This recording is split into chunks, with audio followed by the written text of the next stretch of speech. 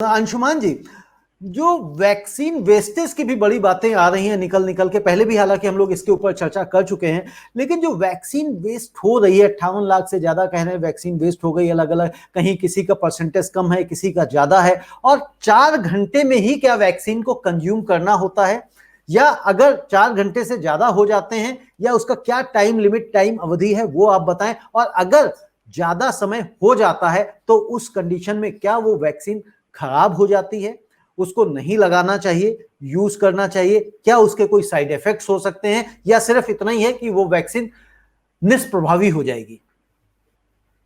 जी, आपने सुना होगा जो इंडिया में भी वैक्सीन अवेलेबल है, कोवैक्सीन, कोविशील्ड, इसको रखने के लिए कोल्ड चेन जो मेंटेन करते हैं 2 से 8 डिग्री का टेम्परेचर चाहिए। तो जहां से मेन इन्वेंट्री स्टॉक है, वहां से जहां लगना है वैक्सीन, वहां लाने में इसके लिए कोल्ड चेन, एक कोल्ड चेन से मतलब है ऐसा सिलेंडर जिसमें 2 to 8 डिग्री टेम्परेचर मेंटेन रहे, उसमें आप वहां पहुंचा दिए। अब वैक्सीन देने के लिए 10 डोजेज की एक वायल आ रही है, आपने खोला, लेकिन इतने लोग 10-10 के हिसाब से लगते जा रहे हैं। लेकिन अगर कोल्ड चेन से बाहर वैक्सीन निकल गई और सेंटर पे आज इसको खत्म हो जाना था, लेकिन खत्म नहीं हुई वैक्सीन, तो ये वैक्सीन निष्क्रिय हो जाती है। साइड इफेक्ट नहीं होगा, लेकिन हम देंगे तो कोई फायदा नहीं होगा। तो ये एक लिमिटेड अमाउंट, जिसको हम कहते हैं इतना एक्सपेक्टेड लॉस वैक्सीन का हो सकता है, लेकिन वो चीज स्टार्टिंग के लिए है। जब वैक्सीनेशन प्रोग्राम, इस तरह का वैक्सीनेशन प्रोग्राम स्टार्ट होता है, तो कुछ लोग स्केरी होते हैं, डरे होते हैं, किसी को टाइम नहीं मिला। लेकिन आज की स्थिति में जो वैक्सीन की क्राइसिस है, उसमें वेस्टेज नहीं होना चाहिए। कैसे इसको करेंगे हैंडल, हम अगर समस्या बता रहे हैं, समाधान भी बताते चलते हैं। जो प्री फिक्स अपॉइंटमेंट है, उनके वैक्सीनेशन ड्राइव को आप 2 से 3 बजे तक फिक्स कीजिए कि ये तो प्री फिक्स अपॉइंटमेंट वाले आएंगे। और वैक्सीनेशन की जो टाइमिंग है, उसको बढ़ाना है आपको। शाम के 5 बजे नहीं खत्म करना है, 10 बजे, 12 बजे या ओवरनाइट चलाइए। उस समय जो एलिजिबल वॉकिंग कैंडिडेट हैं, उनको वैक्सीन लगे, वैक्सीन की डोजेज वेस्टेज कम होने लगेगी। अब आइए बात उस पर जो आपने सवाल पूछा कि दूसरे कंट्री को वैक्सीन देने की बात। 2 चीजें इसमें हैं। जब यूएस में वैक्सीनेशन की बात चल रही, तो बिडेन ने कुछ चीजों के एक्सपोर्ट पर रोक लगा दी, जिसमें कुछ फिल्टर्स थे और इस तरह के जो वैक्सीन बनाने का। उसमें सीरम इंस्टीट्यूट का जो सीईओ, उसने आगाह किया था कि हमारे पास रॉ मटेरियल का सप्लाई कम हो रहा है, तो प्लीज गवर्नमेंट मुझे डिप्लोमेसी के तहत हेल्प करे और रॉ मटेरियल प्रोवाइड करे। तो ये बहुत पहले आगाह किया जा चुका था। अब इसको कैसे देखेंगे आप कि जब डिमांड आपकी बढ़ने वाली है, तो आपको प्लानिंग उस हिसाब से करनी होगी। उदाहरण के तौर पे बहुत छोटा सा देश अपने बगल का लेता हूं, Bhutan.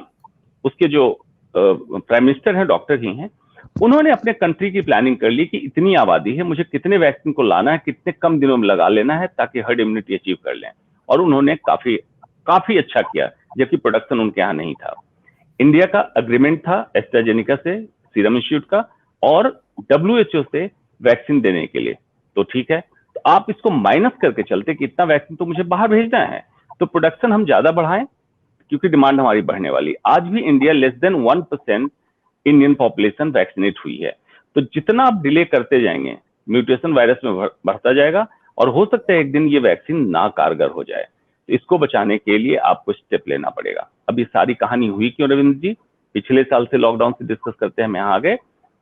Total time adhocism and impulsiveness से डिसीजन लिया गया है। स्ट्रेटेजिक और विजनरी डिसीजन कभी नहीं लिया गया। आईएएस ऑफिसर अपने मंत्री को खुश करने में लगा है, मंत्री मुख्यमंत्री को, मुख्यमंत्री प्रधानमंत्री को। ये जो तुष्टिकरण की नीति चल रही है, जनता से आप अपील करते हैं कि इस तरह की ना करें, लेकिन ये पूरे सिस्टम में चल रही है। डाटा फर्स्ट करना, टेस्ट कम करना, डीएम डिसाइड कर लेता है अपने लेवल पे और सीएम को इंस्ट्रक्शन देता है, जो कि ओपन कहीं कम्युनिकेशन में नहीं होता है, 1-to-1 मीटिंग में बात होती है। टेस्ट कम कर दो, ये कर दो, वो कर दो। इससे क्या होगा? ट्रांसपेरेंसी जब भी गिरेगी, आपकी हालत बहुत गंभीर होने लगेगी। ये आपको देखना पड़ेगा।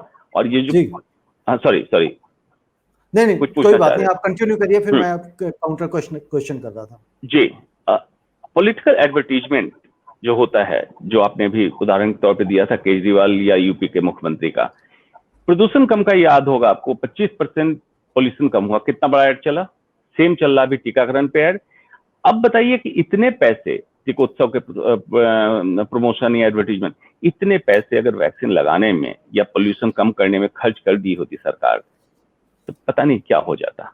जी, लेकिन बिल्कुल आप सही उनकी कह रहे सोच हैं कि अलग डॉक्टर और अंशुमान हमारी की सोच ऐसे अलग। चीजें खर्च कर दें पैसे जो काम में, सही कार्यों में, तो शायद कुछ रिजल्ट्स बेहतर आ सकते हैं। और सिर्फ ब्रांड बिल्डिंग और इमेज बिल्डिंग के ऊपर हम फोकस करते हैं, उसी की वजह से जनता की गाढ़ी कमाई का पैसा करोड़ों नहीं अरबों रुपए खर्च कर दिए जाते हैं, खराब कर दिए जाते हैं। डॉक्टर अंशुमान, अभी एक चीज आपने बताई थी, उस पर मैं काउंटर क्वेश्चन करना चाह रहा था। आपने कहा था कि भाई वैक्सीन को वेस्टेज करने के लिए ये कदम उठाए जाएं।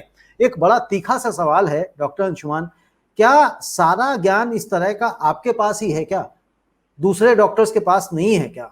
वो लोग नहीं ये चीज समझते हैं कि कैसे वैक्सीन को बचाया जा सकता है? क्या जो हॉस्पिटल का एडमिनिस्ट्रेशन है वो नहीं समझ पाता है क्या कि वैक्सीन की वेस्टेज कैसे रोकी जा सकती है?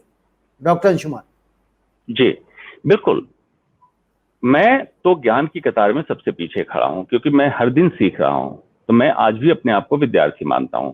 मुझसे ज्यादा काबिल डॉक्टर गवर्नमेंट के एडवाइजरी बोर्ड में मौजूद हैं।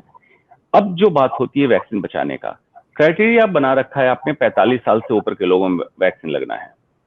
उस क्राइटेरिया के तहत आपको अब ओपन करना चाहिए। 18 साल से ऊपर के व्यक्ति पे ट्रायल हो चुका है, वैक्सीन सेफ है, तो अब प्रोडक्शन बढ़ाइए वैक्सीन का, और इंजेक्शन इनोकुलेशन 18 से ऊपर सभी व्यक्ति का चालू कराइए, तब जाके ये वेस्टेज कम होगा और वैक्सीनेशन ड्राइव बढ़ेगी। तो फिर आपको टीकोत्सव की जरूरत नहीं होगी। जहां तक बात है कि मेरे दिमाग में आइडिया आ रहा है, बाकी के दिमाग में आइडिया क्यों नहीं आ रहा है, ऐसा नहीं है। आइडिया उन सबके दिमाग में आता है, लेकिन उनके मंत्री ने जो कहा, उनके साथ उनकी टीम में बैठे एडवाइजरी में जो डॉक्टर हैं, वो बेचारे नहीं बोल पाते हैं। उनकी हालत इतनी नाजुक हो चुकी है कि ऐसी कोई बात नहीं कहना चाहते हैं जो मुख्यमंत्री, प्रधानमंत्री या किसी नेता को उनकी बात खराब लगे। लेकिन इससे देश नहीं चलेगा। कहा जाता था, चाणक्य ने कहा था, जिस देश का विप्र, वैद और बुद्धिजीवी सच बोलने से पीछे हटने लगेगा, देश का पतन होना शुरू हो जाएगा। तो वैद्य मतलब चिकित्सक को कभी महिमा मंडन के लिए कुछ नहीं करना चाहिए। जो देश हित में स्वास्थ्य समस्याएं आ रही है उसका सही समाधान बताए, ग्राउंड रियलिटी समाधान बताए, कि डॉक्टर को ही पता होता है कि मरीज को जरूरत क्या है, नेताओं को नहीं पता होता है। अफसोस बस हमारे यहाँ आईएएस ऑफिसर और नेता कोरोना के मैनेजमेंट से लेकर वैक्सीनेशन सबके ज्ञाता बन के टेलीविजन पर बैठ के बोलते हैं। अफसोस लगता है कि क्या हिंदुस्तान में डॉक्टरों की कमी पड़ गई है? ये सच्चाई जी, है। डॉक्टरों की कमी पड़ गई है, इंसानों की कमी पड़ गई है।